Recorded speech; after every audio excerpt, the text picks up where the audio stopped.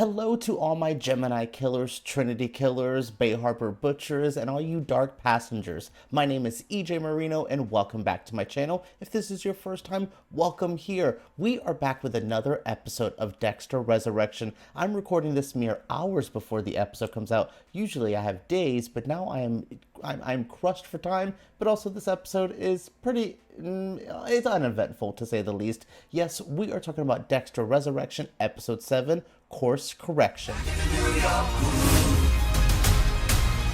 Will I need to say that Dexter Resurrection needs to start course correcting the whole season? No, one meh episode out of the bunch is not going to be a detriment to the season. It's not going to be the end of everything. Even though I do think this season has progressively got better each episode, this is the first time where I think the momentum, the pacing, the tension has just kind of stayed even. Each episode, I feel like it's gone up. This one, episode 7 with course correction, it was just fine. It's not full filler episode because of what happens at the end and then the killing of Gareth, so we officially are down to just one more killer. So yeah, it's not a waste. This isn't an episode I would say skip when you're doing your Dexter Resurrection watches, but it just isn't as eventful. It just doesn't have the wow factor as some of the other episodes, and that's kind of where this sucks for me because this show has set itself up to such a high bar. We have a great season of Dexter, and we are still in a great season. This is just the first time one of the episodes just left me a bit, oh, that was fine. And again, it's weird where like Dexter Resurrection has been much better than I expected. So this episode, which is pretty okay, pretty fine, feels almost meh because of what I have expected at the standard where the season has gone before. So overall, I don't think this is a bad episode, but I don't have much to say. I think some of the cop stuff was pretty boring. I think, Harrison looking for colleges? I don't know, that's happening in my real life right now. That's happening all around us right now with the fall season. So that wasn't the most stimulating conversation I've ever seen. And Dexter on the Prater Island retreat wasn't as substantial. It wasn't as juicy, though everyone got to trauma bond. Everyone got to have their therapy session. So that was cool. I don't know. Overall, this episode was okay. I wanted it to be better, but I still think Dexter Resurrection is on a great path. That is it for my kind of my review section, my overall thoughts. Now let's get into the recap. Let's talk about the nitty-gritty of this episode to see if maybe I unlock something that is truly intriguing. The episode begins, and please forgive me if I refer to my notes for this episode because it's pretty late at night when I'm recording this, so my brain is a bit scattered. But yes, we have Dexter not being prepared for the island. He is just like, how am I going to handle all of this? I just got rid of Gareth. I love the line where he was just like, oh, this is what Harrison felt like when he saw me come back from the grave. This is going to be quite a moment. Yeah, and Dexter is just kind of getting used to the island. Prater's just like, hi, everyone. We are here to talk. Oh, Mia's dead. And it's just like, oh, everyone finds out. Dexter's are instantly not even, oh, the girl that I maybe had a crush on for 2 seconds. He's just like, that's suspicious, gonna log that for later, but Dexter's instantly thrown into having to do share time. First it starts off with our Rapunzel killer, Al, doing a kill and having us having to watch it. I will say the way it was filmed and Eric Stonestreet's laughter throughout the scene was quite chilling. I actually thought this was a pretty effective moment, and it just, again, furthered Dexter being like, I know I'm a killer, I know I have my problems, but I'm not getting my rocks off like the rest of these people are. Even again, Leon, who is not technically a killer, is still really enjoying this, and he's a strange role. So yeah, we have Dexter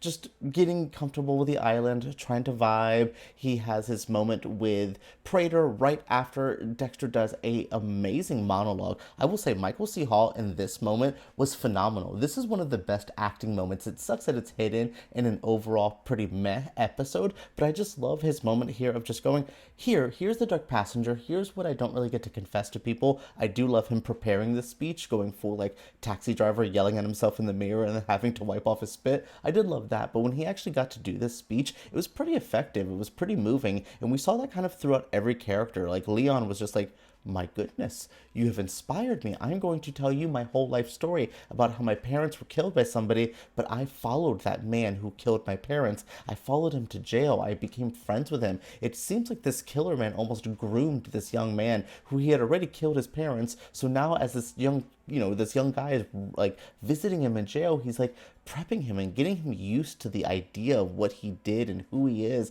And this is kind of where we see Leon Prater's beginning, where we see his character start to develop this obsession with killers, this wanting of the trophies, this attachment to killers. It's an interesting backstory. Is it like the most groundbreaking? I don't know. For Dexter, I feel like other killers have had more twisted and more weird backstories, but this does give Dexter and him a moment to realize they are kind of similar. The born in blood by our parents being killed. There's some connection there. So Dexter, while I don't think he likes this guy, I think he sees something in him, which again makes it an interesting villain. Even though he's not my favorite, it still makes him a bit of a layered villain. On the other end of this, though, Gareth is just like, wow, what an amazing speech. And Dexter's like, okay, anyways, so what's up with your twin brother? What's going on there? And Garrett's like, how dare you? I don't know what you're talking about, but quickly lets loose of it. Oh, we share this way of communication.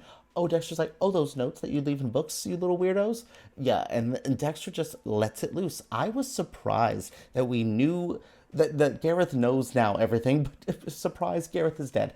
Dexter stabs that man in the throat. It's weird seeing Dexter kill somebody in front of everybody, like in a moment that isn't particularly the kill scenes that we normally see from Dexter. So this moment came out of nowhere, but it also just felt kind of unsatisfactory in a weird way. This built up this moment of like, oh, there's 2 Gemini killers, oh my goodness.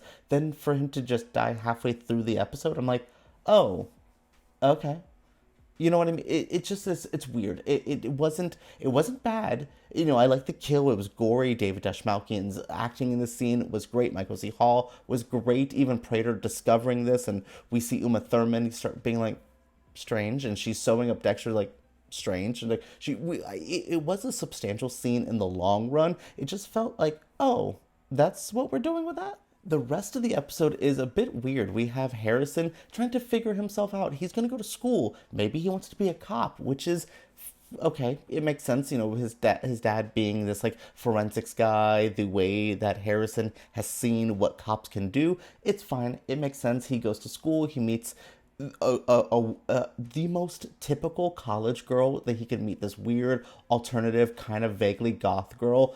Truly, a white boy goes to college, meets a goth girl, and his life has changed. Barron Trump is about to go to college himself and meet some blue-haired alternative liberal and turn against his father. I cannot wait for that, but I feel that with Harrison here, like, he meets the first girl at college, and he's like, oh, goo goo gaga for the weird girl. It's cute, it's funny, they bond.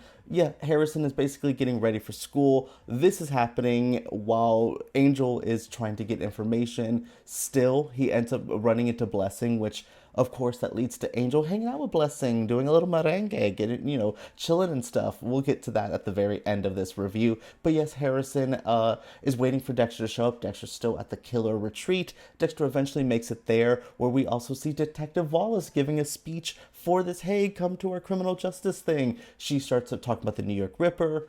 Interesting, fine. I was just like, why is Angel here? Why is Wallace in this episode? Until Dexter's like, oh, Angel Batista, the man who went a little cuckoo for Cocoa Puffs after what happened to his sister and the workforce and Dokes and all this. And I'm like, Dexter dogged that man out. He's even also said, Wallace, that's cute about your crowbar theory, but it's probably this. And I'm like, Dexter came up there and shook Wallace's wig a little bit. He said, girl, what are you doing? Who are you trusting? What is this investigation? I like that quite a bit. I thought it was pretty great, pretty interesting with how this all was laid out. But not my like, oh wow, oh my god, this was crazy. But I thought, again, it was substantial. It was fine. This was really all about the weird ending of this episode. With the Killer Island stuff put on pause for now, and Harrison just kind of happy with everything and being okay with Dexter and all that, we see Dexter come back to his house and realize Angel Batista is hanging out with Blessing, starting to put his fingers there, and Dexter is not having it. He drives that man home and says, get up out my face.